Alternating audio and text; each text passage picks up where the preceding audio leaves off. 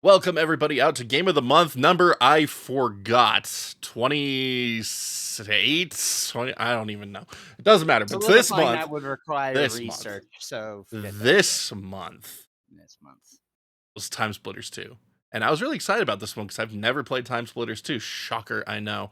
But yes, so Game of the Month discussion for September 2024 happening in October. We are on top of things. It's good stuff. But again, this month's game was TimeSplitters 2. FPS classic from the creators of GoldenEye and Perfect Dark. Created their own studio named Free Radical, created the TimeSplitters franchise, and they are cult classics. So glad that I finally got to play one of them for this month's Game of the Month discussion. And joining me today, we've got the one and only Sir Lols and SMWiz, and in spirit, Volokar. Thank you all for joining on this month's discussion. Hello, Thank you good for to be having here. us. And I pulled up the tracking sheet, and apparently this is number 28. Game of the Month discussion number 28. Hey, look at that. We were actually right with the first guess. Good stuff. So I'm going to let Wiz lead us off this month because Wiz is definitely well-versed in TimeSplitters 2. So lead us off, Wiz. TimeSplitters 2, how did you first get introduced to this title?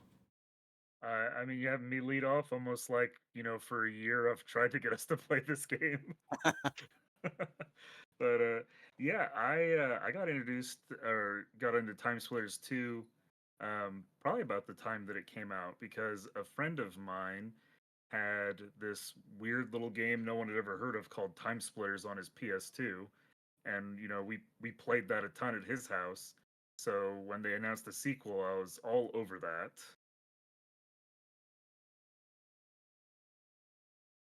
All right. I was there at the beginning in the old days. Very cool. And then Zachary, when did you first play this game? Sometime back in 2006. I don't remember exactly when because I was young and stupid, but I actually started with the third one. I came home one day, my brother rented it, and we played it, and then sometime later, I saw it for sale at I think EB Games was still around at that point. But yeah, I saw it at the EB Games, the second one, but I figured close enough, so I picked it up and I just devoured it. Very cool. Yeah, so I guess I'm the noob here. I barely played it for the first time, like September 15th or whatever it was when I streamed it the first time. And Well, you're new. You're I'm very new to TimeSplitters, like I said. Well, I mean, that's not true. Technically, I have showcased the multiplayer in a couple of my PS2 emulation videos because I knew it could use the multi-tap. So it made it nice and easy to be like, multi-tap demo. Actually, why I bought a multi-tap, just to play it on my PS2. Nice. Whenever I did get the third one. Yeah. Yeah, he's new. Yep, Me very and a new. bunch of people in chat were all excited about it. Be like, it's like, oh, he's loading up the Wild West. He's gonna experience it for the first time, guys. Get ready, Oh my gosh. He went in Neo Tokyo and we're like F's in chat preemptively. See, that one didn't even bother me as much as it bothers you. It's pretty great. But speaking of Neo Tokyo here, I mean, I think it's a good time to bring up some Volokar notes here about Neo Tokyo. I mean, if you want to get it out of the way to start with, so let's just get Neo Tokyo out of the way first. I know for you, it's the Robot Factory's the worst level, but I'm telling you, if you put enough hours into this game, it's Neo Tokyo's the worst level. Yeah. So let's see here. So Volokar says, action FPS game. See, Volokar says it isn't well liked a lot from what I could find, and I understand why. Because dodge the camera mechanic and safe to cross playing the whole time is really annoying. And doesn't really like the sneaking stuff. Like, that's the thing. What it is for me is, because I don't have a problem with stealth in general. Like, you and I play Metal Gear Solid. I love Metal Gear Solid, but like that's because it's lane. That's what it's designed for. A stealth game being a stealth game. TimeSplitters is not designed to be a stealth game, and so when you throw this mechanic in and it's only for a single level. It's not polished. It's not executed well on. It's just obnoxious, and it breaks the pacing of the game. See, that's where I'd argue against you a little bit though, because the very first level has stealth mechanics introduced into it. You don't have to play it that way, but they give you the Yeah, I was like, option. what do you mean? What do you mean? No, you're blasting zombies. The security cameras are obviously your enemies. You blast them too, you know. But because they drew on you first, okay? But you know, like security camera sees you, you don't fail the level. It Yeah. becomes annoying with guards, but you don't automatically just fail. Yeah, Okay, how many that is. people? The one thing I want to know about that level, though, is how many people push the alarm button inside the second building, wondering what it does, and then it just goes off and more guards come. Not me. I could tell it was an alarm. Well, then you're better at impulse control than I am. I mean, I think it's a matter of having played enough GoldenEye that you looked at it and you're like, the GoldenEye team made this game. Yeah, pretty much. That's we're gonna shoot that button. That's what See, we're I gonna do. tried that. Yeah. I did try that on the stream. Like, you can pull up the Yeah. VOD and see me trying to shoot it, see if it blows up, but it wouldn't blow up this time. Nope. They were on to us. I was a little They were disappointed. Like, we were too generous in GoldenEye, and now it's time to bring the hammer. Yeah, pretty much. But yeah, so Neo Tokyo, for anyone that hasn't played it, you're trying to follow a hacker to a secret hideout so you can essentially get the time crystal, find the weird alien, and like get them all out of the timeline. It's a very interesting concept story-wise that was really fun. Yeah, I was like, in general, I guess we ought to talk about that because we haven't really touched on the plot, which is Yeah. funny because you play TimeSplitters 1, it gives you really nothing. You know, it's like, this is just a really fun shooting game. The story, you know, isn't there. You have to read the manual if you want to know what's going on, you know. Oh, good old days. The good old days, you know. It's like these are the people that made GoldenEye and made Perfect Dark, and then they went and made a studio so they keep making these games, you know. Yeah. And so like if you've played those, it feels very familiar and very fun. But yeah, basically you've got this race of aliens that's jumping around and messing up timelines, and you're, I mean, for lack of a better terms, kind of like a time cop, and you go back and try to fix these anomalies and get out. Yeah. So I mean, it's a cool concept, you know. Still only half agree. I still love this game to death, but the story, it's only there to justify why you're going to the Wild West. And they even admitted that in like interviews, if I Oh yeah, recall. I You mean, know, that's the thing. like I what mean, like, does the mob have to do with time traveling space aliens? What does some secret Russian military base have to do with secret? Oh, I see the connection. But no, it's like, yeah, what I are mean- these? What these locations make no sense cobbled together. Oh, see, that's hey, what's don't interesting question though. the aliens and their designs for ruining humanity. Okay, they Fair. can look back and they see the linchpins that pivot. You know, they're probably just killing somebody's grandpa, somebody who would have been important, so he's never born. That's what they're doing. This John Connor approach. They're Fair doing enough, John but Connor, but they're like, okay, John Connor's mom was too hardcore for us. We got to go after Grandpa. Fair enough, but still, it's like, why does your character model change when you jump through time? Oh, To you're keep the assuming time someone's flow identity. intact. This, yeah, it's basically. Oh my goodness, what was the name of that show with Scott Bakula? Quantum Leap? Quantum Leap. Yeah, you're legally distinct, but resembling Quantum Leap, just jumping into someone else's life to fix the timeline. Fair Yeah. enough. But Fair yeah, enough. so I mean, I forgot to go back and like watch the intro cutscene again before doing this stream or before we did the podcast here. But like it seems to me like in the TimeSplitters 2, like the story is like the aliens have essentially taken over at that point, and they're just trying to screw things up more. So you're going back to stop them again. Obviously, Have you played the third game? I've Side only note? played the second one now. Oh, Yeah. you need to play the third one. Yeah, so like just from my understanding of doing this one playthrough of the story, it's like, okay, they already have won. You're just like a resistance fighter that's trying to stop them still. Like, is that an accurate assessment, you think? Pretty close. We're not going to spoil it. You got to play number 3. I know you're going to obsessively grind out the retro achievements on this game before you move on. No, I'm only going to get up to 70% at least. I'm at 60 right now, so it's like 2 more sets of those arcades, and we're good for now. Like, I don't need to master this one right now. The hard mode, is kicking my butt, so I'm not going to be able to master this one for a while. So like, I'm good. I'm good. Yeah, the third one, I think they put a lot more time into their script and the cutscenes. It's much better. Hopefully into testing it actually has a coherent story. Hopefully into testing it as well. But more on that in a bit. So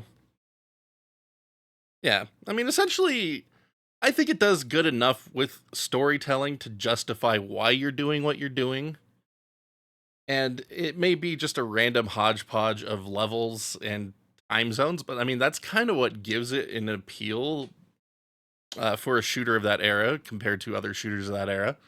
Don't quote me on it, but I'm pretty sure in the interviews, that's actually why they said they did the time travel, was because they wanted all these levels, and it's like, let's just do time travel. That way we don't have to explain anything. Yeah, and I mean, it works. I think it works. Yeah, and it works. I mean, my gripe aside, it's like, I can't raise an argument because that's what they wanted to do, and they created a logical reason for it. It's like, okay, it's good enough. Good enough. Well, and it gives them a lot of leeway to do fun things, Yeah. To take you to a lot of different places. You want to take a Tommy gun and shoot a 1920s gangster? You can do that. Yeah. You want to go to outer space and blast aliens? You can do that. You know? Yeah. And I do want to give them props for their art team. Like, so many environments. Like, if it was any other shooter, they'd like really they'd really have to struggle on defining like all the world lore. But the hodgepodge nature, I think, really benefited because they could just have fun with it. It's like, doesn't have to make perfect logical sense. Why this exists or that exists. Just make it work. Yeah. I mean, functionally, it's just an arcade shooter. Yeah. It's just supposed to be senseless fun. Yeah. Mm-hmm. And it does that. It does do that pretty well overall on easy and normal difficulties. Hard is brutalized. But I mean, that's also the cool thing about it too, because of how many different environments there are. Like, everything, like, there's the core similarity of every era, and then even the weapons, you have time period weapons that still match like the future weapons. Like, every period has its pistol, sniper, its shotgun, its rifle, sniper, and machine guns. Like, it's done really well, and it is pretty much blind fun for the most part. But I just like how every level is also kind of its own like period genre as well. Like, it just feels different. And even their own little throwback to GoldenEye with having a secret agent level is just kind of fun. And going back to the art design direction, like, the way they designed the characters and the look of this game, like, it's so like cartoony yet realish at the same time. Just to they give did it a really good job fun. striking that, because exactly right. It's like they're cartoony, but they look really good. Yeah, Like, it looks their great. textures are a little flat, but especially the animation, like their facial expressions are actually really solid. I think they even hold up today. Like, it holds up well enough. Yeah. It holds up well enough for a retro game. Not even well enough. I think it's even superior to some stuff today. It's better than Mass Effect Andromeda's facial expressions. That's the thing is, because I want to say this game came out in 2002, which makes it like all the more impressive. Like, when you look at what else was out around that time, like how much work they put into animating the faces and the cutscenes and stuff. Yep, October 9th, 2002. Nice. Like, that's a real labor of love, you know? Yeah. Like, I was doing stuff that, like, games really weren't doing. Hollywood was doing that, Yeah. So that's going the extra mile. Yeah. And that's the other thing to think about too. Like, this is a game from 2002 for PS2, original Xbox, and GameCube. So you're working with a 480i resolution on PS2. Does the box say it supports progressive scan on the GameCube version? Could be in the top leftish about. Not that I'm seeing. No. All right, so GameCube version was probably stuck at 480i as well, and then Xbox version had 480p, I believe. It might have been one of the 480i games too. I don't know, but I mean, this is just a super low res game, and because it's a 2002 game, that's kind of why you don't see a lot of texture work being done in this game. Like that's why the textures look very N64ish, as I like to call it, because it's like a mega texture spread across a large environment, so it just looks very low res. Yeah. But it still works. Like I played it through PCSX2 on the PS2 version to do retro achievements, and yeah, it wasn't visually stunning to the highest degree, but it's enough, and the time period comes through so that it really works. And it's really interesting too, because they have recently released this game on PS5 through PlayStation Network. Yeah, so I played it on Xbox One. It was just last month. It was while we were playing this all. They're like, surprise! It's on the PlayStation 5 now. Yeah, so I loaded it up. I loaded it up on the PS5 version as well, just to try it out. And excuse me. So the PS5 version is emulating it, and it's not using as high of an internal resolution as what you could get out of the PC emulation, or if you play it on Xbox One. So it's a lot softer in its presentation, but they have a really nice scanline filter that you can add to it that makes it still really shine at a good viewing distance. If you're like right up next to it, it looks pretty terrible. But if you're like sitting back on the couch, like, yeah, this looks pretty good still. And so it's like you're able to enjoy this game in a presentation that it was designed for on modern systems, and that makes me happy. And then the original Xbox version on Xbox Series X and S and Xbox One X looks really good because it's full 4K. Like it looks so crisp. It was dirty. But yeah, anyway, just very timeless art that really worked well within the limitations it had for the period. I think that's what I'm trying to get at in the most roundabout way possible. No, art-wise, I think it stands up today. You know, you could easily pop in some higher res textures because the model work is fine as far as I'm concerned. You know, a little blocky, but a little blocky. But you know, and like you said, it's they're designed to look like that, so there's no uncanny valley about it. Yeah, it's charm. I also want to throw props to the soundtrack. Soundtrack is so good, and it's big. There's a lot of songs in that game. Well, it's like, I mean, just all the different levels, and then, you know, the themes too, challenges and things. And don't forget that the map maker, each palette has its own track. And I did not touch the map maker. That's pretty much 95% of my time with TimeSplitters 2 back in the day. You know, that does not surprise me one bit, knowing you. No. just gonna throw that out there. Like you spent time in the Mac Maker. Oh man, shocker! Oh no, he's creative type. You're like you sitting there. You know, you have me trying to craft a fair and balanced map, where my brother's like, "Welcome to the Thunderdome."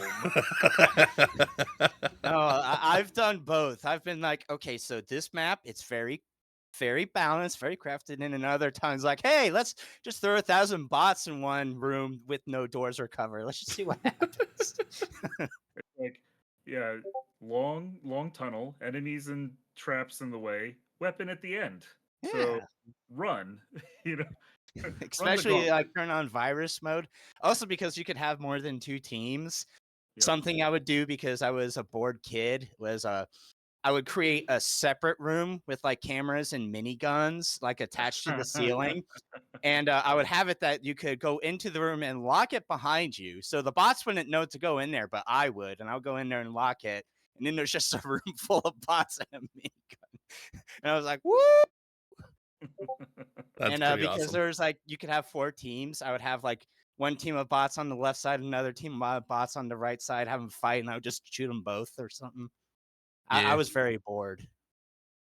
Oh man, I want to dive more into multiplayer in a little bit. I want to keep touching on campaign a bit more first.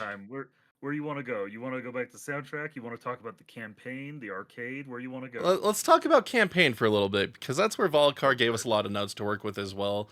But this game has a good selection of levels. They're all very different and unique because of the different time frames. And the fact that the first level starts you off, again, with kind of a stealth approach with your sniper rifle and silenced pistol. You're infiltrating a Russian base inside of a dam. And what other game did this team make that started with a Russian dam that you have to infiltrate?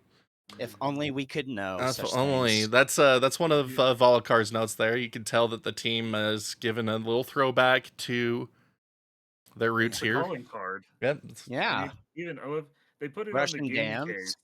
A quote from Electronic Gaming Monthly. RIP EGM. Heir apparent to GoldenEye. Yep. And Oh yeah.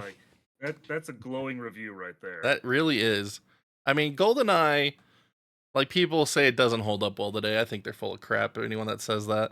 But I mean, they don't know to change the controls to play more. Yep, like a anyone that says it doesn't hold up means they don't know how to use the options menu to fix the controls. Yes, default controls don't hold up. They suck, but you just go 1.2 solitaire. Hey, look at that modern game.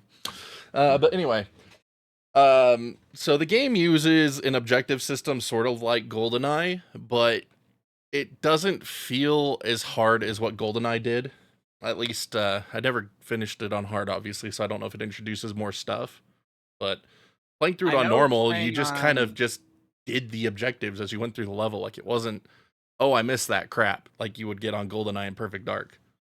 I mean, there's a little bit of that, like, having to destroy the filing cabinets on that Russian dam. But that's an optional objective. Destroy caskets, Well, I don't know for hard, because I didn't play the hard difficulty myself, but I know, like, from if you play on easy, the mission actually ends when you blow up that container with the zombie underground. Oh, does it really? So it stops right there. You don't even get to the top of the That's dam. so easy. That's awesome. It's easy mode, right? That's awesome. On easy, like, you have fewer objectives, and sometimes the levels end early. That's awesome. Like, it's kind of like they remove some of the side objectives, so it's not even a thing you have to worry about. Well, yeah. And that room, again on easy, like when you go underground in that bend that has 3 doors, the middle door you would take to go further into the complex, it's locked and you can't open it on easy. So, yeah, I think that's a good way to do difficulty, to kind of encourage people to play on a harder. It's like, okay, so you kind of got your feet wet, you played the game, now try it again, but you get more content. Like, yeah, I like that approach. That's a good approach. I'm gonna say I like that approach.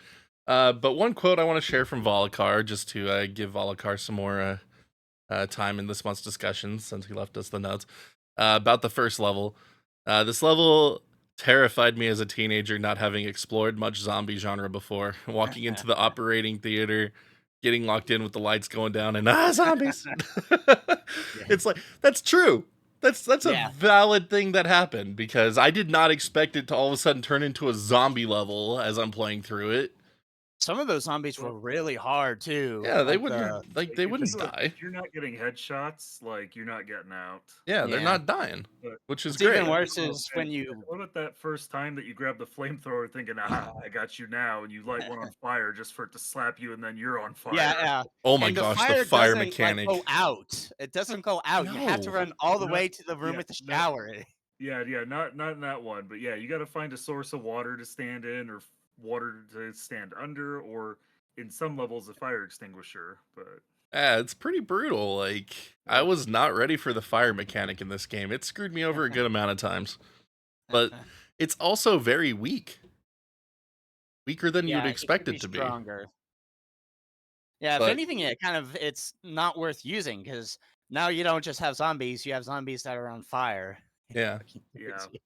And I mean, was it the second level that's no, that's the whichever one Notre Dame was. Yeah, Mission 3, Notre Dame. That was like the third one, yeah. So that was another zombie level that just like came out of left field. It's like, okay, all of a sudden there's just zombies I didn't expect this to be a zombie game. And it's like that the first level and that one are like the only like zombie levels, mind you, but it was just like, what the heck is going on? It's and the ambiance is there. It's on point. Like it's Yeah, unnerving playing those levels. Like you do start getting worried. Dude, yeah, the Notre Dame Especially one was like the worst is when you obscene. hear them but don't see them, and you're just like frantically spinning around because you don't want to get clobbered from behind. Yeah. The Notre yeah. Dame one though, that one was intense because it was like, hello, goodbye. There went my Wii U gamepad. Anyway, um, it was interesting though because the Notre Dame one has you rescuing the girls that have been taken prisoner by the creepy dude and the zombie horde. And then it ends up giving you the one girl that's actually a zombie and it's a trap. You let her go and she starts attacking you. It's like, what the heck? Like, that's not cool. I was both, pleased with your skill and also disappointed at the missed experience because you played that the very first time because I was watching you stream it and you saw her face and realized she was a monster and didn't. So you're like, I'm not setting her free, and I was like, man. But that was such a good jump scare. But Like then you that. have to because it won't advance the level until you kill her. Yeah, but you can shoot her while she's shackled to the wall. Yeah. But yeah, Yeah, it you gotta grossed me out, end man. that. Like, they grossed me out. Like, they gave her a really creepy face. Like, it grossed me out. Like, good GG art direction again. Like, oh my gosh. Yeah, she had like a predator mouth. That was nasty. This is nasty stuff. But that, again, like, that level, when you get to the end of that level, and you have to fight, like, the big, giant friggin' guy, and then you go up on the roof and take out the boss, like, that's what I love about this game being the first time I played through it. It's like this is just so off the wall. Like this is nothing like what has come in the first two levels. Like this is insane. And so just tying back into what we were saying at the beginning of the discussion, like it's just everything is its own thing and you just don't know what to expect. And that really Yeah, that really ties into it. yeah. It's pure like arcade nonsense, but in the best way, like peak arcade gameplay. The only gripe I have is the checkpoint system. Because on the first one, I got to the top of the dam, the helicopter killed me, and Yeah. then I was like all the way back before I even blew up the container with the zombie. Yeah. It's like, come on, man. Yep. That's my only gripe, though. I Yep. don't even think Which- aiming is that bad. I'm going to disagree there, but before we get into Yeah. that, I want to throw in a note from Volokar that he always fell for the girl zombie in the Notre Dame level. He says that one got Oh, him yeah. so many times. How do you fall for it a second time? I mean, if you haven't played it in a while, it's scary, True, right? yeah, if you haven't Don't played it in play a the level while, for a long time because it's scary, and then all of a sudden you come back, you're like, oh crap, I forgot. yeah. Oh, he says he's Yeah. fallen for that one a few times too. Just want to make sure, again, to get some of Volokar's notes included in this discussion because he is part of this discussion. But yes, the checkpoint system is abysmal in this game. And like the only reason games like GoldenEye and Perfect Dark worked without a checkpoint system is that the levels were not big. You can blow through Yeah. most of these levels in GoldenEye and Perfect Dark in under 10 minutes. They're not long. And if you get really good at TimeSplitters too, I imagine that these levels are not long either. But coming in, first time ever playing it, like each level's taken me like what, 30, 40 minutes, if not more, to have finished, and you get And one I've checkpoint got per yeah. level. And it's and like I've got a personal beef midway with the through the first. level, so it's like, okay, this sucks. Maybe if they like restored your health at the checkpoint, it wouldn't have been so bad, but no, that's why I'm not like that's why I don't actually want to mean, go through it on hard because it's like I just don't want to growing pain, deal with right? that. I mean, it's a growing pain, right? Because like you said, GoldenEye and Perfect Dark didn't have it, and so this is them experimenting with something, and it's like Did TimeSplitters 1 have it? I don't think so, but I could be wrong. It's been so long since I've played TimeSplitters. I mean, that's fair. It's fair. I'm just wondering. I don't remember there being one, but that doesn't mean there isn't one. I'm just gonna say this right now because this is how I feel about it. Like, Halo spoiled the crap out of me when it comes to this stuff. Like, generous checkpoint system, you don't have to replay massive portions of a level, and that is how I prefer to play games. I don't have the most time. I've always hated having to replay large sections of games when I don't want to do them. And so when I'm just trying to progress through something and see the story, up, you're dead, go replay the last half hour. It's like, no, I don't enjoy that. Like, I'm sorry.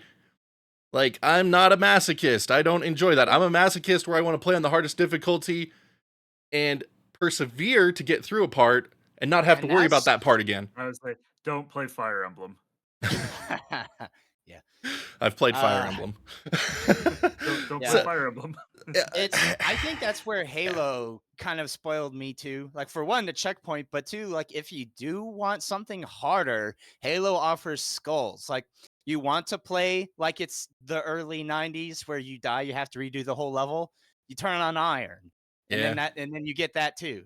Yeah, and even though TimeSplitters 2 was still trying to be arcadey at its nature, let's admit it, the campaign is just a more linear arcade version.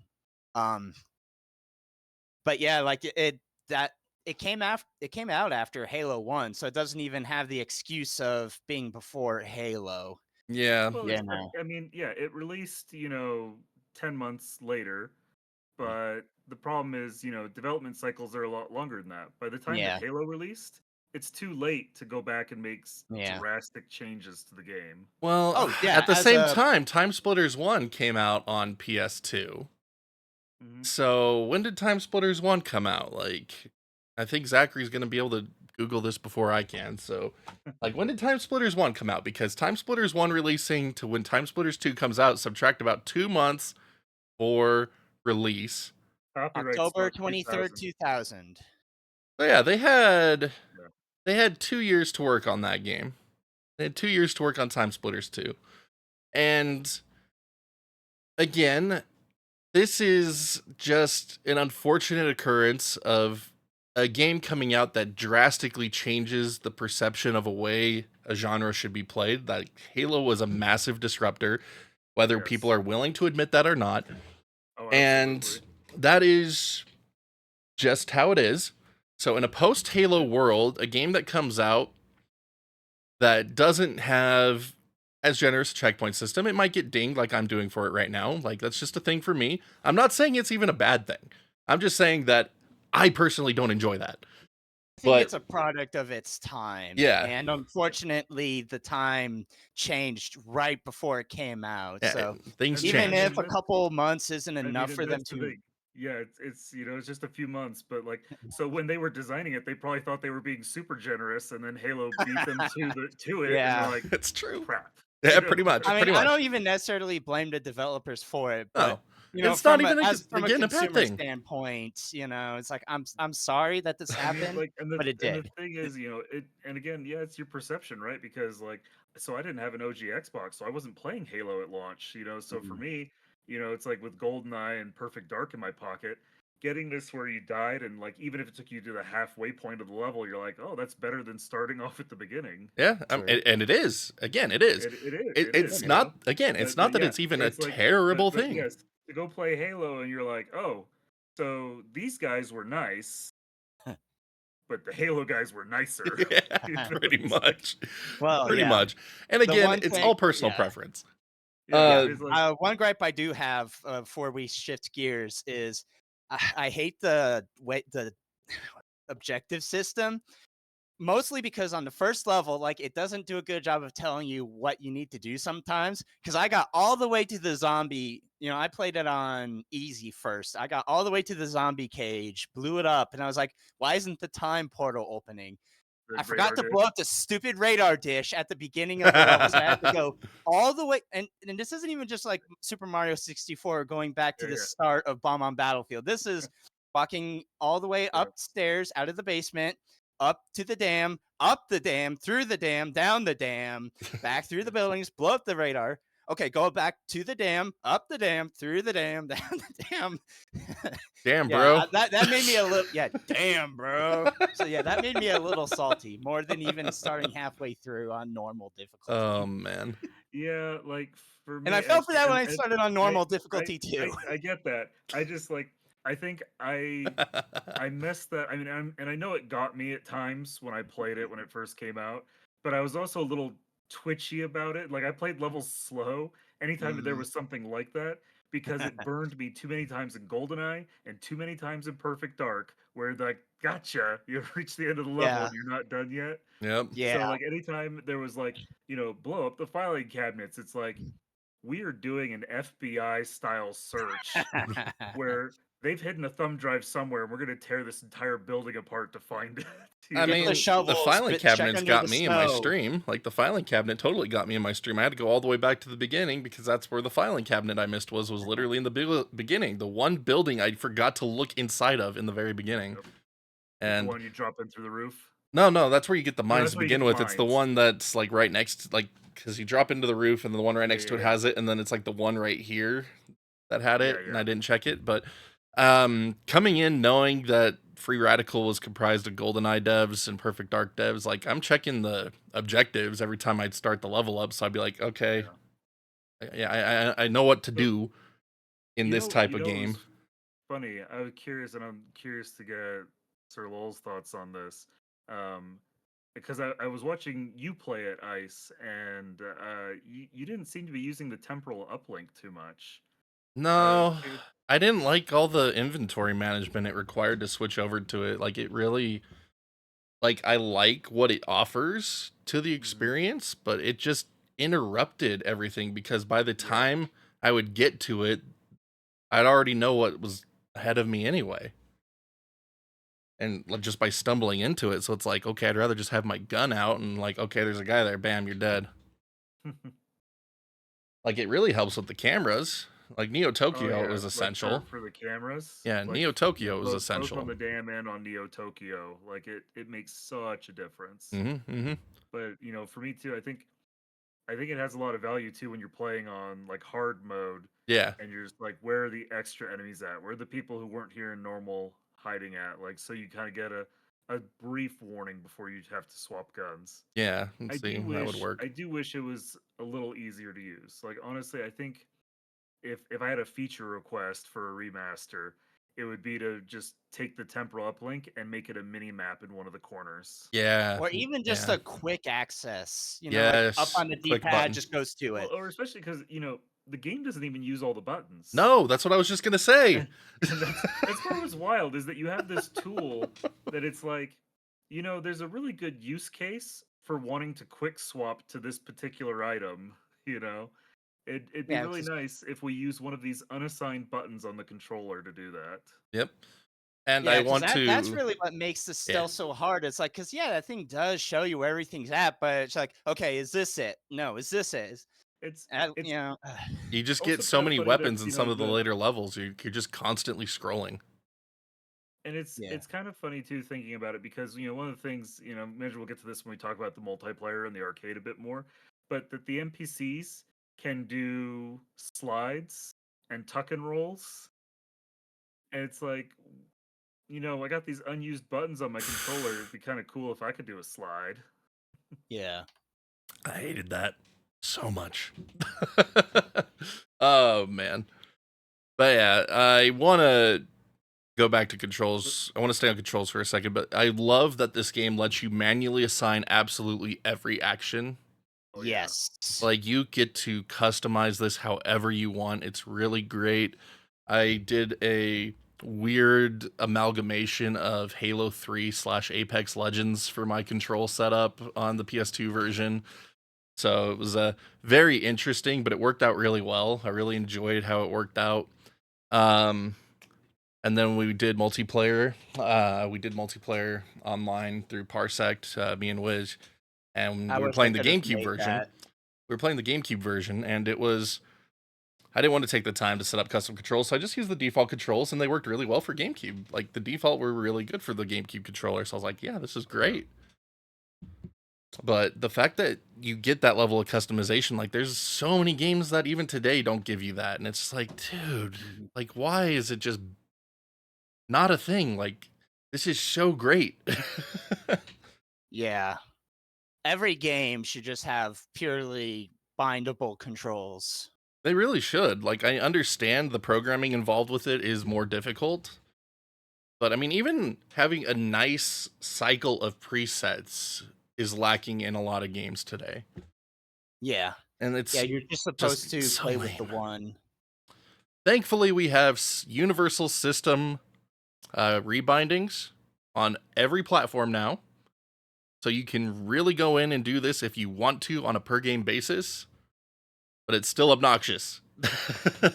And yeah, and that's a UI thing that you have to go to Exactly. the options Exactly. of your console of choice. You know, you got to go in there and swap it up. There's so many I games. absolutely, I love that you said of all the consoles because I absolutely blew somebody's mind when I told them they could do that on their Nintendo Switch. Yep. Oh, they didn't They were know? complaining about a button layout on Yeah. the game, and I was like, "Why don't you just rebind it?" And he's Yeah. like, "You can't do that on a Nintendo console." I was like, "You can, my friend." Yes, you can. Mhm. Yes, you can. Because here's the thing, like, I grew up playing GoldenEye, yeah? Like, GoldenEye was my big informative years and taught me how to play games that I still use today, so N64 controller in GoldenEye, which side of the controller do you use to move? The C buttons. And where was the analog stick? It was on this side, so this is how I still play games, movement and look, compared to everyone else where movement and look. Yeah. And so games that would not let me do that, I can't play. Like it's so hard. And so when they introduced that on Xbox One to be able to swap the sticks universally per game, it's like, all right, what back compat games did I never play because I couldn't do that? And it's like, yes, cool. I'm enjoying these now. But anyway, thank you, TimeSplitters 2, for having full customizable control mappings. You rock for that. And it's awesome. Yeah, which is funny because we were just bagging on them for the checkpoint system being unfriendly, but boy, did they make the controller super accessible. Yeah, it's great. Yeah. That's perfect. Like, that is great. Because, again, especially in a post-Halo world, a certain control binding is expected. And that is why I bag on so many PlayStation games that came out post-Halo 1 and 2 that still had these really awful control settings. Hello, Uncharted. Love Uncharted to death, but those controls are awful. But anyway. Actually, before we get too far off that, I did some research, and Wiz, you would probably know this. I'm having a hard time finding the specifics, but there are Easter eggs in the temporal uplink, aren't there? I think there are, but it's been so long. Like I didn't play with that super much. I just remember that in high school when I was doing hard mode, the temporal uplink was the friend. Yeah. And I do believe there's some things you can do with that, and I think actually it's the temporal uplink where you play those N64 cartridges you find. Yes, that's where you play the mini games. That's what I was like. And shout out to those looking like N64 games. That was amazing. Those games and you play them in your temporal uplink. Yeah, it's amazing that they look like N64 carts. Yeah. I was getting a kick out of that. They didn't have to do that. You know? Yeah, I was getting a kick out of that. That was great. Like, dude, I just found an N64 game in this TimeSplitters 2 game on PS2. This is amazing. I played it on the GameCube, so I thought nothing of it when there were N64 cartridges. I was like, yeah, they're just paying homage to their roots. Yeah, it's great. It was great. But I want to circle back to when Zachary said that he didn't even mind the aiming system in this game. Like his only complaint was the checkpoint system. Didn't even mind the aiming all that much. Like, no, aiming is atrocious. So let me, before you bash me, let me defend myself on that. And then he will respond. I will say my bit. So, I mean it's better than it is in GoldenEye. The stock default no reticle aiming is better because in GoldenEye, you have the weird movement on the default controls. Start. So right. A. Yeah. 1.2 solitaire. B. Okay, you just go away. But what I mean is, at least by default, it is dual analog, and the auto aim is graceful, and the timing of the AI is graceful as well. So there's adequate time to do strategy. Like, I got to get close or I got to retreat. That being said, I still absolutely agree that, hey, again, I'm sorry, even if it's not a lot of time, Halo's out at this point. It doesn't get the free pass GoldenEye got. I'm sorry, Nope. I want a reticle. Yep. I don't mind it not having reticle by default. Like, that's not what bothers me. It is when you aim, the reticle isn't locked to the center of the screen. Yeah, I that too. hate that so much in any game, in any incarnation that it exists. Even, Yes. like, that's the one thing I will tag GoldenEye and Perfect Dark on as not aging well, is not having it locked to the center of the screen, because that just, it ruins the way, like, your turning flows. Like, it just feels awful to me. And again, in a post-Halo world where it has redefined how a genre is supposed to play, it's like there's no excuse not to just go back and be like, hey guys, we got like 5 months before we ship this. Can we lock the reticle to the screen as we move?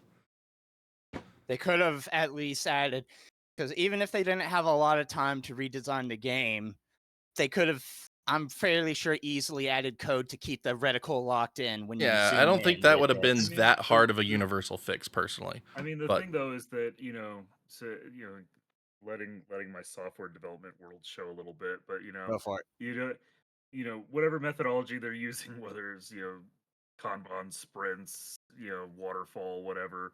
Like, there's just a certain point where it's too late to steer the ship to miss the iceberg. yeah, And you yeah, say 5 months is a lot of time, but you don't know how far behind they were on the list of stuff that it's had to get true. done. It's It true. might just not be possible to put this in because you would fail to deliver on something that had to be done. Yeah, I mean, it's It's true. like, and I the get other thing that. too is it assumes also that they played or spent time with Halo, looked at Halo. They might have been two heads down crunch mode to be looking at what anyone else was doing. Very Fair. true. Very true. I mean, it's fair, It's and I all very wasn't fair. there. I All don't very know. fair. But Yep. You I know who don't like doesn't that get it a goes pass from, like, though? What? You know who doesn't get a pass on it though? what? Killzone. Yeah. Killzone doesn't get a pass on that. Was that 04 Yes, or 05? it was 2004 or 5. I don't even yeah. remember. So, Either way, I it was- was still 3 years I was after somewhere- Halo I'm 1 trying to remember, launched. like, when did I work at Game Crazy? And I was like, it was somewhere in that window. At least that's when I rented it and tried it out. But Especially when they advertise it as a Halo killer. Yeah, they especially if they advertise it as a Halo killer. There's no That excuse that now. tagline destroyed that franchise. I'm sorry. I know it's not TimeSplitters 2, but it goes Yeah. back to me hating the reticle not locking to the center of your screen as you move around. yeah, When you get a game that advertises the Halo killer, and hey, look at Yeah, that! I got I a mean- limpy little mhm. aiming reticle here. It's and all for, flopping all over the place. For it So not maybe locking this the is screen- just me, but I don't like when aiming doesn't have, or when aiming from like an analog stick from 0 to stick maxed out. I don't like it when that is linear. Maybe it's just me, but I like it when there's like a little curve. Like, to turn the fastest, you need to push the stick all the way to the end, and then like but like doing nice See- curves so that way, like, you can make nice subtle movements. Because I always, with like the floppy reticle, is it's like trying to get that perfect speed, and then it's just too fast or too slow, because the motion is linear, and I wish I had more of a bezel so you can make more delicate movements until you get all the way to the end. It's like, oh, you want to turn fast, okay. Yeah, I was just saying, like, there was a little bit of shock for me going back to this game because I didn't remember the aiming being difficult. But then I started playing and I was on the struggle bus for aiming, and I was like, it's because at the time this was in line with what a lot of games were doing. Yeah. And so it felt natural, and now it is definitely not what games are doing, and so it feels very unnatural. So that's the thing for me. I didn't find it hard when I would just not aim down sights, essentially. I wouldn't bring up the reticle, so it would stay locked to center. And that is what made the game more playable. If it had a reticle that you could put on screen, like Perfect Dark had, like, I would have been 100% fine never using that manual aim button. But and again, the auto aim is generous enough on the lower difficulties that it worked out okay. But yeah, like So that yeah, manual Papa aim, Zombie's like it's dead. just post Halo world manual aim with the reticle not locked to the center of the screen, like that will never get a pass from me. Yeah, and that's You fair. know, thinking about it, what's a shame is this game never got re-released for the Wii. Oh, yeah, that would have been interesting. The point and Yeah. click would have been perfect. That would have been Yeah, interesting. like because that's The the other whole thing is, point of like it's Wii like, aiming. your screen not moving and the reticule flying all over, that feels very arcade. Like that feels very House of the Dead or whatever, you know. Yeah. But And I mean, even on Wii, it's not my favorite thing, but at least on the Wii, like, you have more sense of control. Yeah. yeah. So I don't know, like Yeah. Metroid Prime 3, like you're able to and the Metroid Prime Trilogy collection, you can aim it wherever you want and all that, but like even then, like they call them first person adventures, they're not first person shooters, so they're not exactly the same thing, but like the Wii, That's a I'm gonna technicality. have to That's correct honest, myself and say the Wii is like the first only off, place where call- it's acceptable to have that style. Mhm. calling the Metroid Prime series an adventure game instead of a shooter is just Nintendo desperately trying to still be the family friendly company. It's like it's friends. Let's call things what they are. This is a first person shooter game.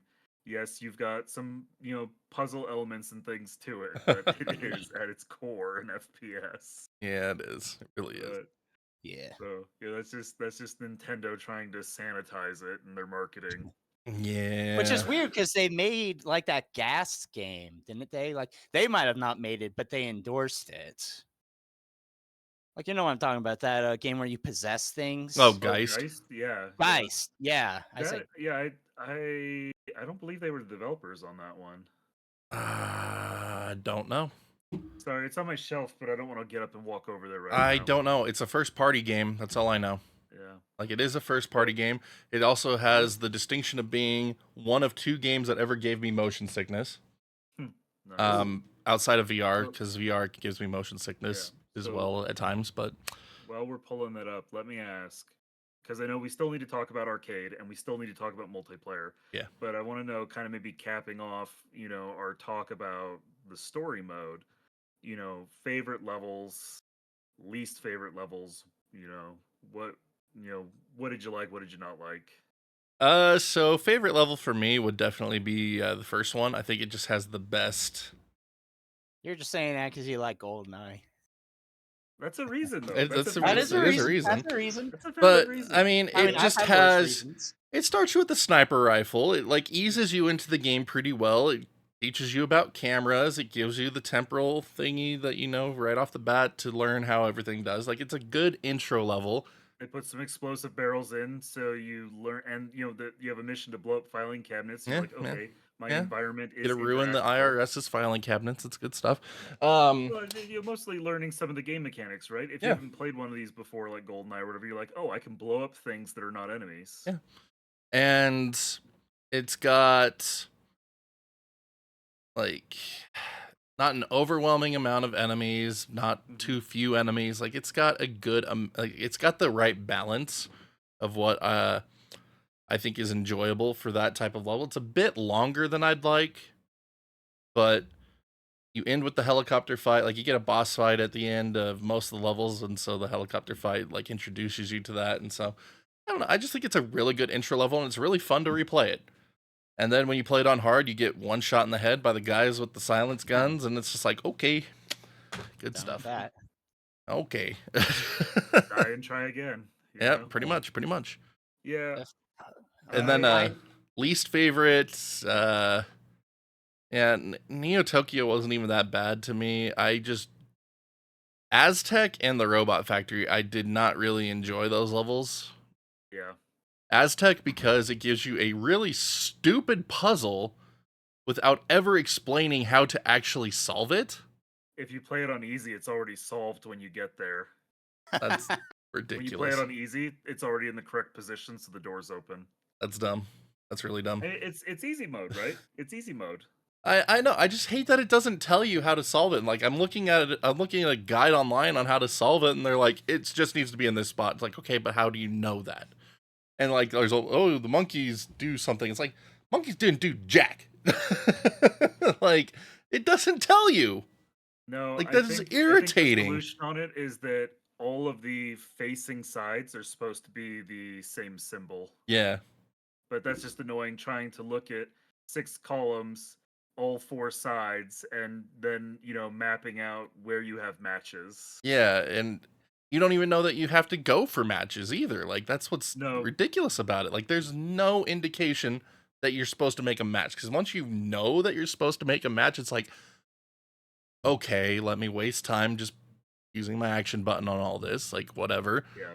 But coming to the conclusion that you have to make them face is never explained in the game itself. And I mean, I looked up the manual even to see if it was in there, and it was not. Like, I don't know, maybe there was something obvious that it shows you leading up to that part that's like you have to make a match, but no, it doesn't. It doesn't explain it whatsoever, and you're just supposed to figure it out. And it's like, that's not okay. There's a difference between figuring out and just blind luck, right? Yeah, exactly. A good puzzle, even if it doesn't tell you how to solve it, there's clues. Like if 1 equals 2 and 2 equals 4, then what does 6? Like there's a thought process, an incomplete thought process, but there's still a thought process. Yeah. Just having to blindly move things until you hear the door unlock is just dumb. Yeah, people will equate it to a Metroid game being stupid like that, but it's like, no, Metroid always makes sure to tell you once, if you use a bomb, you may reveal a secret platform that'll come up or something. Yeah. So it does tell you once, and if you're not remembering that, yes, you'll get screwed over, but it at least tells you once. Mm-hmm. This is like, have fun. There are pillars and a door. Yep. But yeah, that one, and then of course the Robot Factory, just not very enjoyable. It's just tanking damage the entire map. Like it's just not a very fun map to me. But that's my answer to that question. How about you two? Let one of you decide who wants to go next. Not it. Okay. For me, favorite level, it's close. Like Wild West is probably my favorite, and Chicago's close behind it. I just love the theme of the levels. Like I love just being a cowboy and shooting outlaws, rescuing your friend from the jail, just being this sheriff against, these corrupt people. It's just a lot of fun. Plus, you get to use, a barrel of black powder to blow stuff up, Yeah. Always a good time. To ignite it. It's just a lot of fun, pushing the minecart to hit guys. It's a lot of fun. And then Chicago, I'm a sucker for Tommy guns. Love the gangster shootouts. Love breaking their whiskey caskets. Just using dynamite to open a safe. It's just fun thematically. One little fun shout out to the Chicago level with breaking open the whiskey barrels. The physics engine on that, where you actually have to shoot the bottom of the barrel to completely drain them. Like top notch design right there. Sorry, when I watched you on your first run shoot the middle of the barrel, I was like, do I backseat game and tell him, or do I just let him experience it? And I was like, we're gonna let him experience it. Yeah, I figured that out pretty quick. That is like good programming, though. Yeah, I figured that out quick. They really took the time to track that. Like how full is this barrel? Because other games would just have you like shoot and water comes out or whiskey, and it doesn't matter how many times you shoot it, a new stream comes out for a couple seconds. There are lots of little things hidden in the game like that. Like, you can shoot the pool balls on the pool and they go into the pocket. And they go in the pocket, That's actually one of the trophies on the PlayStation Network version, is to shoot all the balls into the buckets. Nice. But just lots of little touches like that just make it fun for me. Least favorite, like I said, Neo Tokyo. I hate them throwing the mandatory force stealth. You know, it's just obnoxious. You talk about how far you get in a level before having to reset. Dude, like playing on hard mode one time, I don't even remember why, but the person you're tailing, when they get to the gate where they key card in, they just like stopped and did a quick turn and saw me and I failed and I was just furious. You know? Yeah. All right. For me, favorite Yeah. level, I'm a simple brain. Planet X, just because Love it's B movie sci-fi. Yep. That's literally the It's a only fun reason one, man. I like B movies, I like sci-fi, and I like it when those two things meet. You get the introduction of the plasma rifle where you get Yeah. the sticky grenades. And Fun it's like stuff. it's unashamed sci-fi. I Mhm. love that. Like, it wasn't like edgy sci-fi or dystopian sci-fi. It's just like, okay, you're in a space shuttle, go shoot aliens. Like, yes. That's all I want in life. I just want to shoot aliens. Same thing though. Neo Tokyo is my least favorite. Like, it'd be better if the uplink could be quick access at any time, but having to cycle through all your weapons just to get to that, and there's no indication of what slot you're on, you just have to keep going. Yeah. I suppose you could say if you're paying attention, you could just know the weapons and the order they Who's appear, got time but for that crap? like, man, Do I'm we just trying to not all have just fun count here. cards here? Yeah, Just like know I'm just what's in trying to weapon have slot fun. 1 and 2 and so on. Yeah. Who's Yeah, got time for so- that It's not crap? GoldenEye where we unlock the all weapons cheat and you have 30 things to remember. Yeah, I mean, you can Yeah. always press start and go to the manual scroll wheel, I guess. Yeah, so Uh, that's my answer for that. all right. Good. So you want to talk arcade or you want to talk multiplayer? wanna give Volokar actually gave us a note on favorite levels here as well, so we're gonna give Oh, yes, Volokar yes, some more yes. time right here, Give real him quick. his credit. Yeah, so just from reading his list, it sounds like the first mission, Siberia, is one of the favorites, along with the Wild West. So let's see here. Wild West, awesome. Love Western in games. Theme tune was awesome. Such good Map music at that isn't the level. best. Feels a little empty, but music was on point and a lot of memorable parts. So TNT, minecarts, yep. So very similar to what Wiz said. But unfortunately for Zachary, Return to Planet X is Volokar's least favorite level. I mean, we all can't. Due to have the amount of right time you get opinions. lost in the tunnel segment and bridges before entering the anti-aircraft tunnels, had to look up a guide in the end, which I'm not a fan of. Yeah, you can get lost in the tunnels. Yeah, I got lost in that one for a while, so I could see that, definitely. Yeah, you kind of hung out around the beach assault for quite a while. Yeah, I kept getting up back there because I had no idea that there was a hole inside the spaceship. Yeah. So yeah, I mean, I totally agree in that aspect. Like, I do love the theme, like Zachary was saying. Like, it's fun being Zap Brannigan. But yeah, it was a very hard level to navigate. So I definitely understand where Volokar's coming from here. And then I don't think Neo Tokyo is up there on his favorite list either. But yeah. So let's go ahead and move on to multiplayer and arcade real quick. Let's do arcade first, mostly because I didn't play it, actually. I just stuck with the multiplayer. I did play arcade in the third one, but not for the second. So All right. I don't want to end without saying anything. So That's fine. That's fine. That's good. That's good. Right. I have a lot to say about arcade mode right now. Like, Yeah, oh you my do. gosh. So I'm just gonna start off and say, like, I like that the arcade mode exists. I like that it offers a lot more single player content to this game to add more replay value. The contrast to that is it quickly goes from being very fun content to very tedious and ridiculous, stupid, unfun content very quickly. That carried over to arcade in the third game then. It goes from being so fun to I hate this. Like, I'm out here, like, I'm not, I wasn't feeling good when I was streaming that. So, I mean, it was Salty Strike all up in there. Like, those were Salty Strike streams real quick.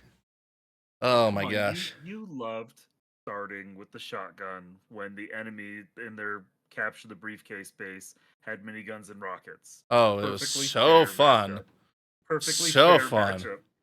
Plus, they had the invisibility and the body armor. Perfectly fair matchup. Oh, it was so fun. Oh But my in this thing, like, gosh. yeah, the arcade mode is so funny in that it's like they made the easy setting and the hard setting and forgot to put a normal in there. So there's no ramp up from easy to hard.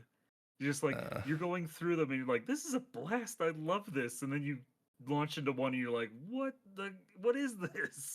What why is it's this so not fun anymore? ridiculous, dude. But Like I said, like you play on the Bronze Challenge League, and those are all just tons of fun. Like tons it's of fun. so fun.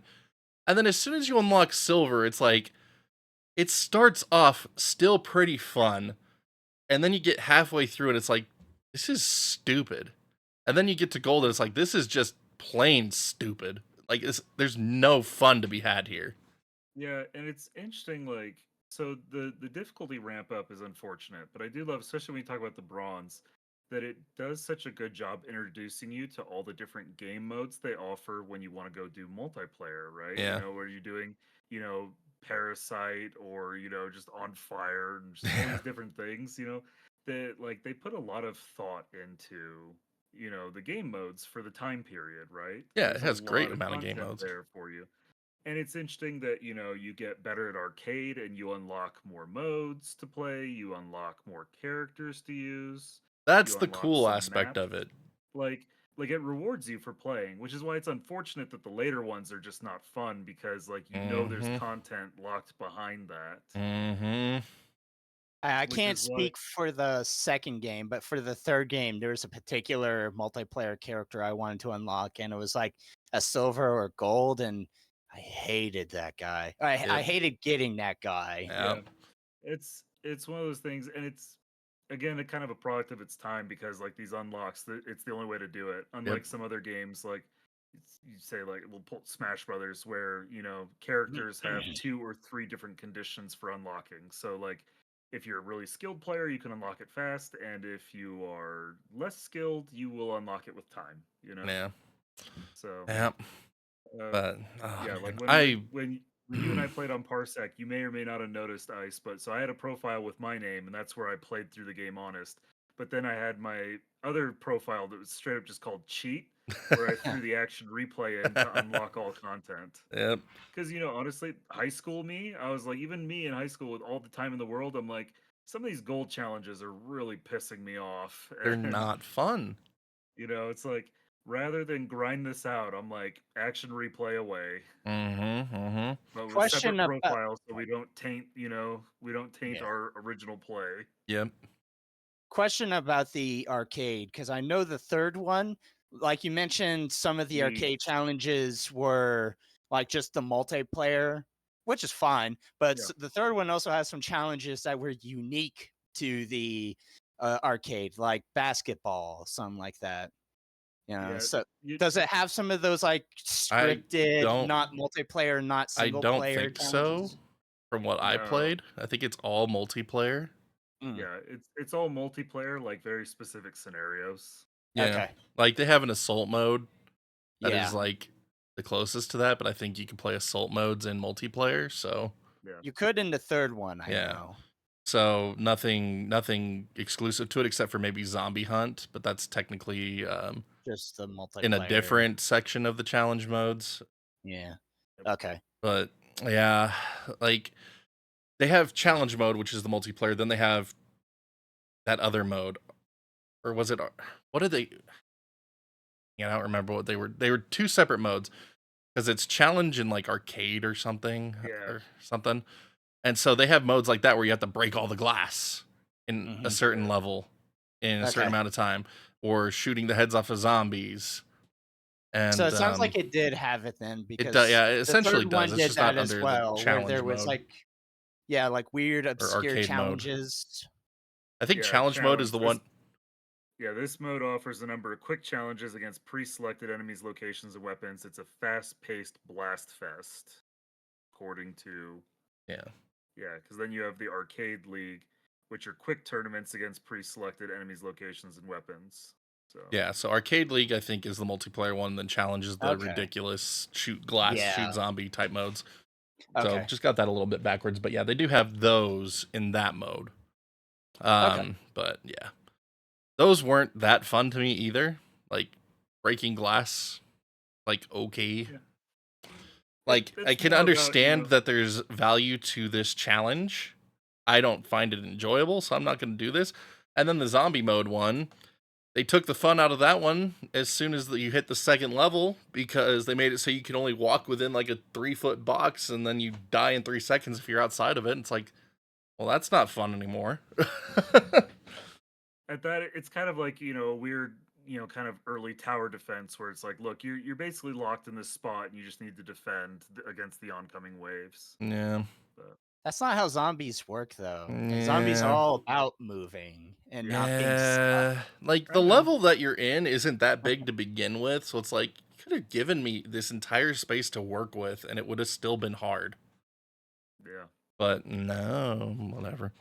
I don't like it. So yeah, the but yeah. challenges are very hit and miss. Right? They really The are. challenges in arcade mode, they're very hit or miss. They are. Because when But they hit, they hit really well. yeah. And again, you get a lot of good unlocks out of it. Like it's cool that it unlocks more game modes, maps, and characters. I don't think a lot of the maps are that good though, unfortunately. But the the characters though. The characters The are characters, so There's good. a though. character I for love- everyone. That's what, like, I love Oh this game. I'm like, my you saw when we gosh. played the multiplayer, you weren't ready for that. You hadn't looked at it yet. You didn't see the characters. I'm like, Yeah. got my teams with Duckman Drake, the Handyman, the Bear, R109. Oh It's like my he's a dude. gosh. He wants to be a robot, and he made himself a cardboard box robot body, and he's Yeah. ready. He's a robot, okay? Yeah. Don't question the question. human side. He's a robot, okay? Oh my gosh. know? And then Chinese there are chef, plenty of the lawyer. over-sexualized female characters for everyone to Yeah, we enjoy don't have as any of those well. on our team though, because we're not pervs. We're just having fun. No, I know, was the one shooting playing as them T-Rex. for the lulz, remember? Yeah. I but chose when you one play of the them character, every you don't see single the time model. because Right, it was purely so for ridiculous. comedic reasons. It was ridiculous. Like I'm laughing so hard at these. I was like, none of this would fly today.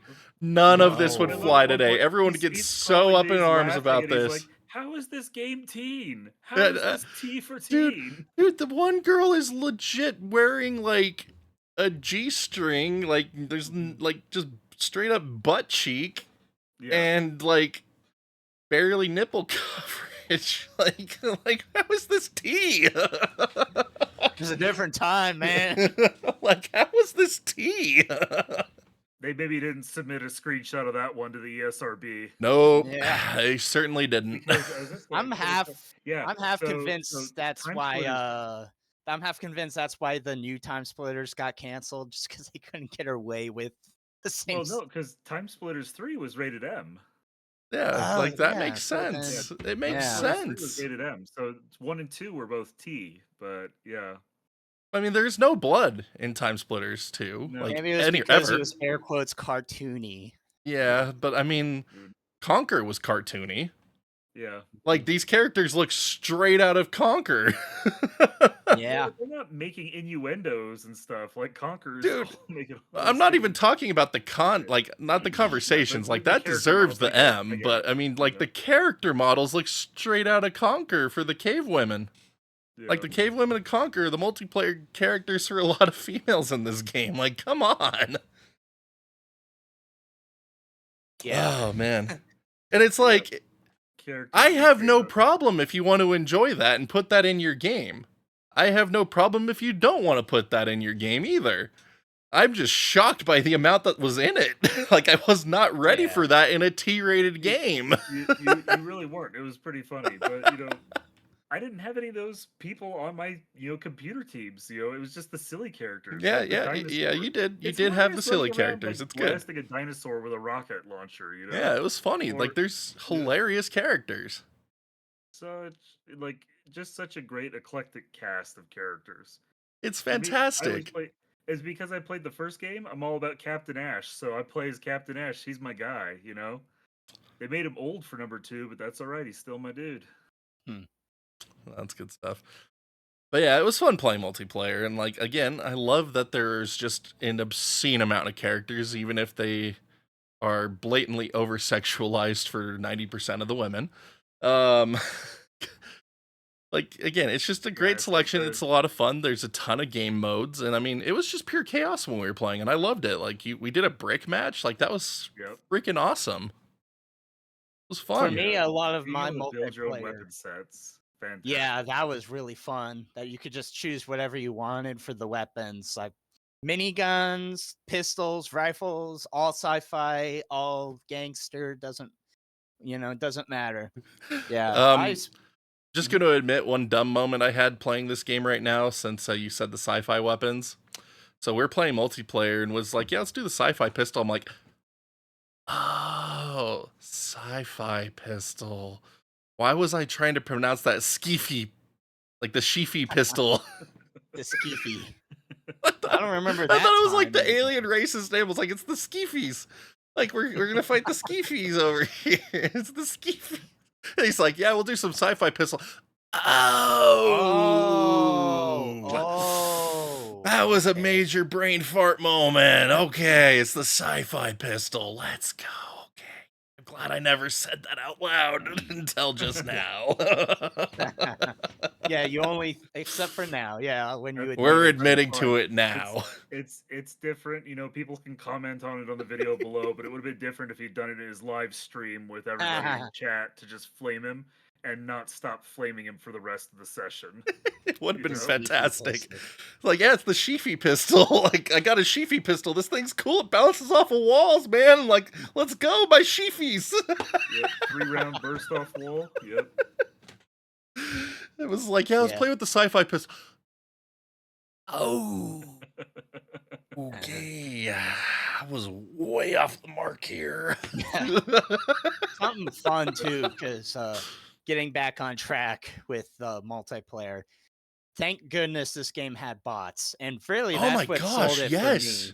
Dude, like, because that's the thing too. So I have 3 younger brothers, and instead the GameCube version, 4 of us versus full team of bots. You know? Yeah, it was like Xbox Live for those that didn't have Xbox Live. It was, and that's the thing, because the bot AI is like actually really good. Like you could have fun with it. You know? Yeah, I really enjoyed what we were playing. And like we only played it for an hour, and it was a ton of fun. Yeah, they're actually a challenge, and that's great. It's like you don't just sweep it, you know? It's like so it's tons of fun. And the fact that you could have up to 4 teams, like made that even better. And because too, you could scale it for your level, right? Because you can make the teams evenly divided, or you know, if you're feeling like a gamer, make the other team bigger, or if you're feeling like you need a little bit of help, make the other team smaller. You know, it's just like lots of fun control, you know? Yeah. And especially for me, that's partly why I attached to TimeSplitters so easily when because back then I had dial-up. My parents were very late to the online internet scene. Dial-up 2008 club. Yeah, so like they had dial-up, and they would have even like I didn't even know where to begin getting a game console online. Not that I even had one that could, or even that they would Xbox Live with dial-up. Yeah, so like network sharing through my PC. Yeah, so it's like that was really my introduction to multiplayer beyond 4 players, and especially having your own screen. Like that was completely new to me.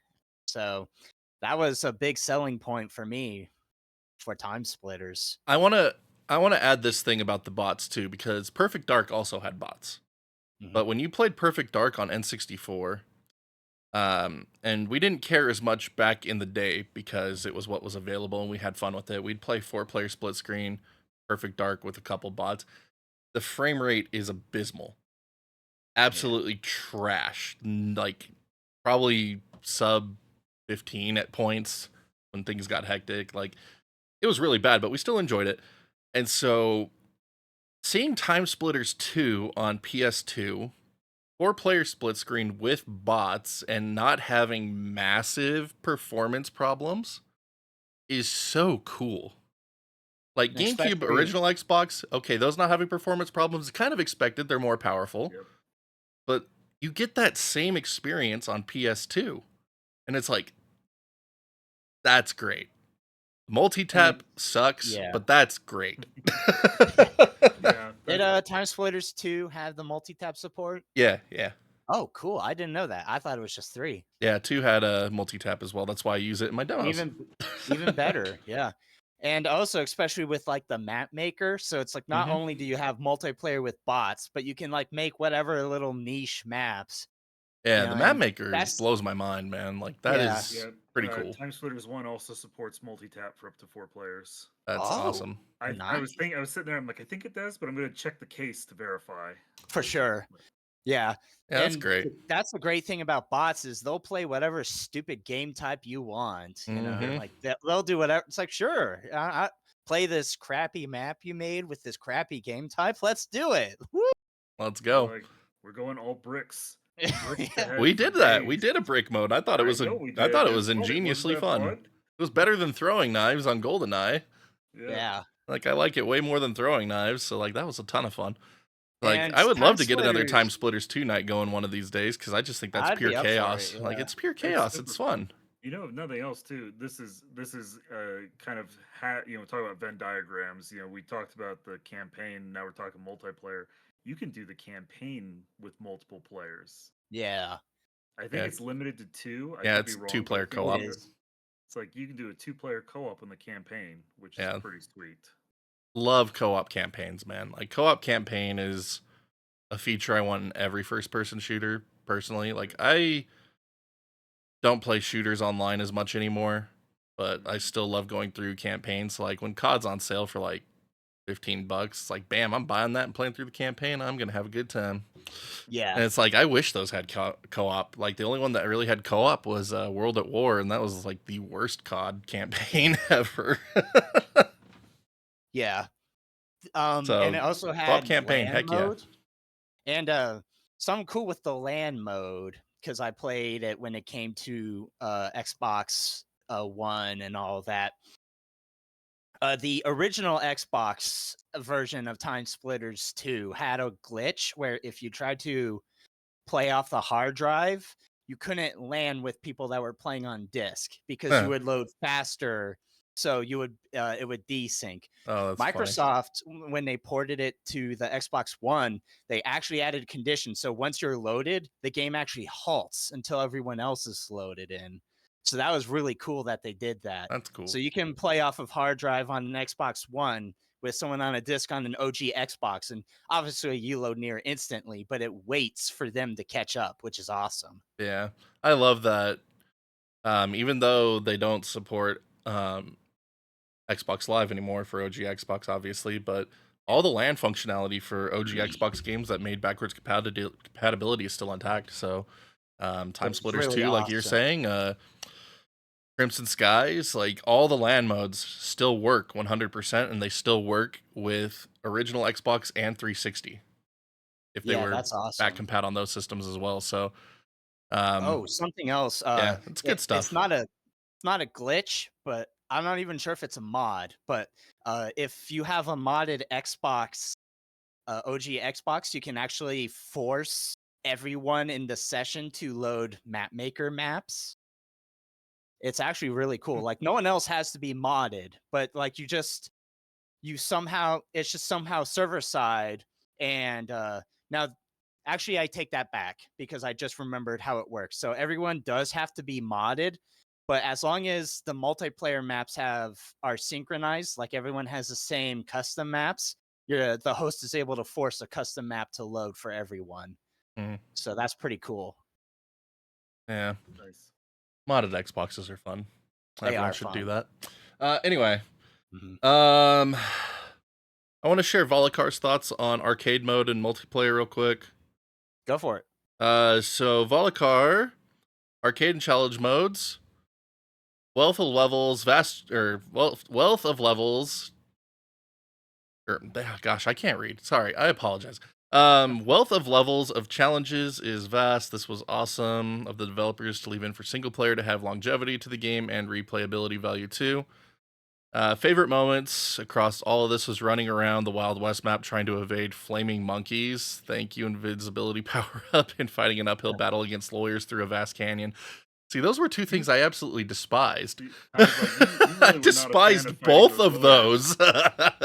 But see, now that because you and I did the multiplayer first, now you understand why I include the lawyer in my bot team. Yes, I do. And he's on my yeah. team because I got to be able to, frag him.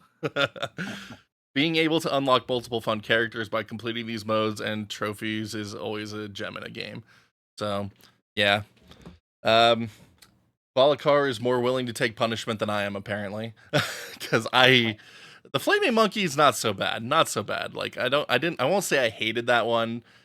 But the canyon fight with the lawyers, that was abysmal. Like, I did not like that. I didn't like how it didn't teach you anything about how to actually play that mode. It just kind of throws you in and expects you to know what to do, and I think that was terrible. But Valakar loved it. Like, I'm happy for Valakar that the experience was good there.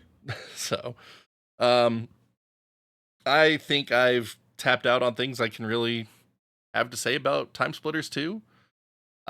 Well, I can say some things about the map maker because I spent a crap ton. Yeah, of time. why don't you give us a couple of things about map maker before we close this out real quick? Yes, the map maker is really cool that it has like multiple themes, and you can choose any song from any level and any of the multiplayer maps. So there's a lot of good options, and something that's really fun that it does that I actually have to give props to it instead of Halo is if you don't make a map for a game mode in mind, it will not allow you to do it. Huh.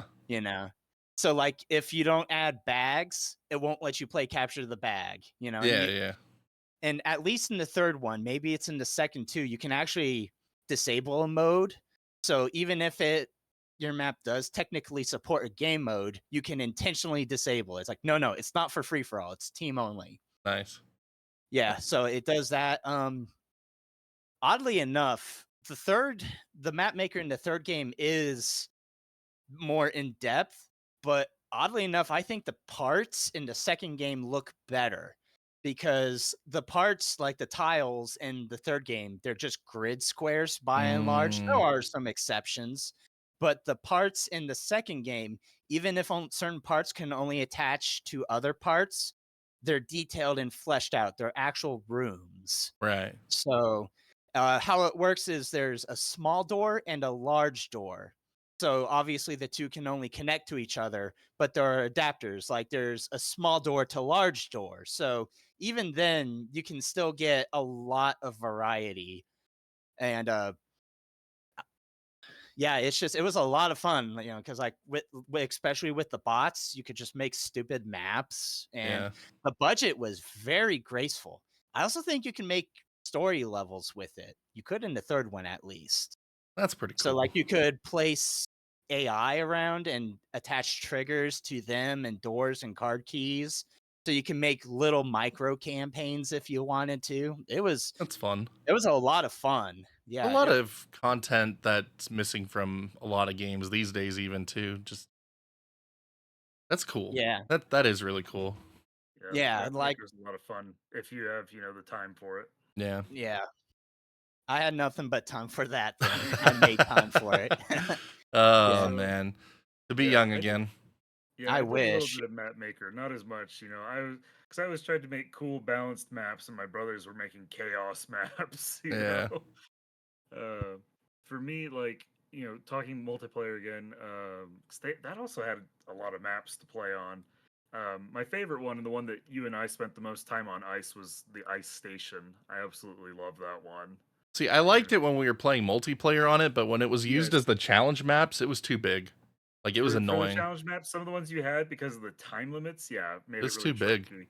That pissed me off. When you're playing a full, complement, you have 12 people running around just blasting each other. Yeah, that's great. Yeah, that's great. But yeah, and the challenge something mode else was about stupid. the map maker, you could edit the light of a room. So like it had lighting before lighting was a thing. You can make pitch black rooms for Virus. You can make this room's the red base, so I'll make it red tinted. Like that's fun. Yeah, for a game from 2002, its map maker was ridiculously fleshed out. Yeah, that's because like we would see stuff like that come out in other games. I think Far Cry on original Xbox had a pretty fleshed out level editor as well that I spent a little bit of time on. But I mean, even that's 2 years later, 2004 Yeah. or 5, or 2-3 years later. And I also Yeah, want to say something about accessibility, right? Because sure, if you know advanced tools like Blender, 3ds Studio Max, whatever, technically you could always make a map, right? That's not what I'm saying. It's like for a not on a stupid, console, yeah, for not a unless you had stupid modded console. 11-year-old, it was very perfectly balanced. It was Yeah, accessible but functional and in depth. yeah. I mean, that's great. Like that is honestly how it should be. I think that should be a staple for most things, and I mean that's what made Forge so popular in Halo 3. Yeah. Like that's Yeah, because you can have yeah, advanced tools, but like, are the tools understandable? yeah, Like you said with Forge, like for Halo 5, or not 5, Infinite. Sure, there's some beautiful maps, and that's great for those people. But like, I don't have the time to learn that. I just want yeah, like Forge, like it was in Reach or 3, where it's just like, and this block goes here. Use your imagination. yeah, It's a building. Take my word for it. yeah. Oh man, I still have screenshots of people that would make like Optimus Prime in Halo 3 out of just random Forge materials. Like I like the crane machine where that's cool. they ragdolled some bodies and it looks like the Spartans playing a crane machine. Yeah. Anyway, let's go ahead and end the discussion here. I mean, we've been talking about TimeSplitters 2 for about an hour and a half now. So thank you to everyone who is still watching this. Thank you for joining us for this month's game of the month. I think TimeSplitters 2 campaign mode at the minimum is still worth playing today. You could get this game for like $10 on Xbox Series X or S / Xbox One. And I think it's going for about 10 to 15 on PlayStation Network if you don't have a PSN sub that lets you do the classics catalog. So it's great that the game is still readily accessible today. Sorry if you're only on Nintendo, you don't get access to it. But PlayStation, Xbox still got you covered in that regard, and it's relatively cheap. So Yeah, it's a it's great way to looking go at back it and play it. now. It's $10 on the Microsoft Store, and it goes on sale a lot. Yeah, for like So $5. even if you don't want to spend $10, like I just bought it for wait. Put it on- no. I got them. I got all three.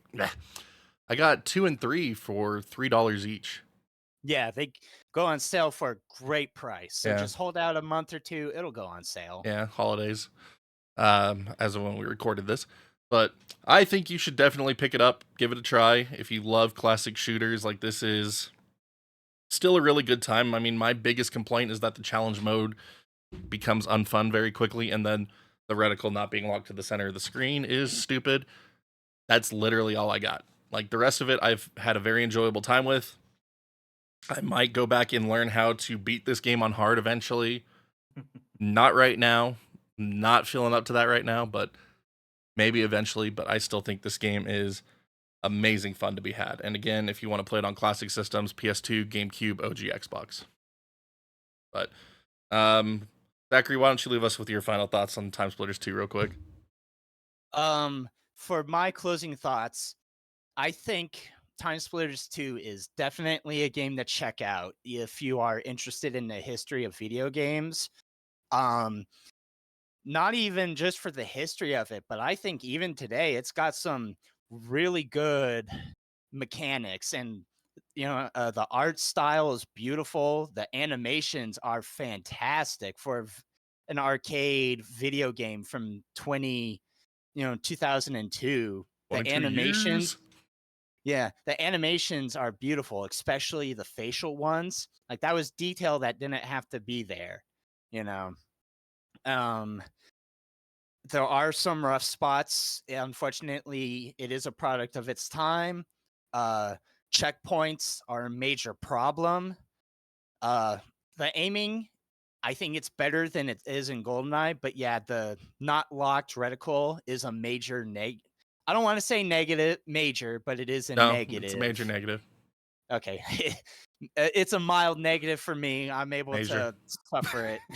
Major. Uh, Major. but yeah, Unplayable. I think, especially if you're like a developer looking for a fresh idea, I think there's a lot you could glean from Time Splitters and bring into the modern day to really freshen up video games.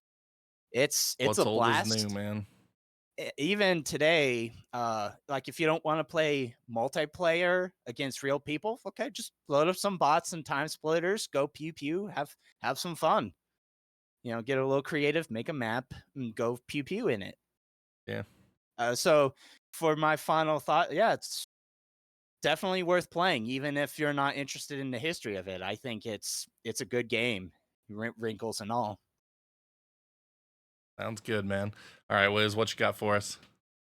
I mean, I come into this so completely biased because I just love this game so much. Like seriously, uh, for this console generation, this is an S tier game for me. Like I stack Yes. this up against the greats. Like I sunk hundreds of hours into playing, the multiplayer alone, just because it was always fun, always different, and you were only limited by your creativity. Because they threw so much at you. I mean, just with the weapons and the match styles you could do, the game modes, the cast of like 100 characters to choose Yeah. from. Just so much to do and play in this game. It's an absolute blast. I am, sitting here waiting for them to give us an update on Time Splitters 4 because they're back at Oh, it. are they? As of like 2 or 3 years ago, Dr. Doak had announced that they were back at it. Well, they canceled it though, like within a year, right? Like Free Radical got shut down again. Did they? Maybe, I don't know. It keeps Like that, going back and forth on that one last I saw. that's the thing is like I'm just sit here and hold out for it because the thing is too the tragedy being the tragedy of Darth Plagueis that the Jedi won't tell you about that Yeah, it looks like it was 11 months ago that it was 11 canceled again, okay 11 months ago. Well, that's which just is a that shame that's because just looking until at the somebody else concept picks it up art. again, right? Yeah, let me Because the show thing was, you. I'm because gonna here's screen because share. this is what I was to say. So because we got Time Splitters 3, and I actually still like Time Splitters 2 more than I like Time Splitters 3, but it was a decent enough game. Um, 4 was practically ready to be released, and they just couldn't find a publisher for it, which is very disappointing. And so I'm just hoping, I got that copium that, someday they're going to come, and whether it's that game or whether it's, reimagined for the modern time, a man can dream, can have hope for what is to be. Yeah. Look at these But in the beautiful meantime, models. Time Splitters 2 is a game that if you like FPS games, check it out. Mm-hmm. These models are beautiful. Yep. There they are.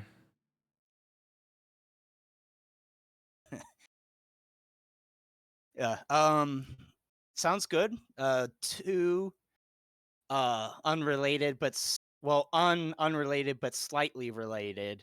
Turns out someone made a mod for the first Time Splitters that allows 4-player co-op. So we should try that out. That'd be fun to The try. second, just answering a question we had about Nintendo action adventure games. So I brought up Geist, and it turns out the only reason Nintendo wasn't interested in it was because it again offered a unique feel to it that could be described as an adventure game. So that's why they okayed that one. So they wanted the loophole they were trying to get around was first-person shooters are violent, not necessarily the content of the actual game. Yet it's a first party Nintendo game that's rated M. It doesn't matter because it's an adventure game. So, Anyway, play Time Splitters Anyway. 2. Check it out. We were able to discuss this game for about an hour and 40 minutes. This is one of our longer Game of the Month discussions. So obviously there is something to be said about Time Splitters 2 here. So again, we all feel you should check it out. I'm sure Volokar would say definitely check it out as well. But thank you, Wiz and Zachary, for joining me today. Thank you again to Volokar for leaving us notes to kind of pull from as well to add another voice to our discussion here. Appreciate you all for constantly supporting Game of the Month. And we'll be back at it next month for number 29, because this was number 28 officially confirmed. Let's go. But anyway, That's the books on TimeSplitters 2. See you all back later. Thanks again, everybody. Yep. Bye.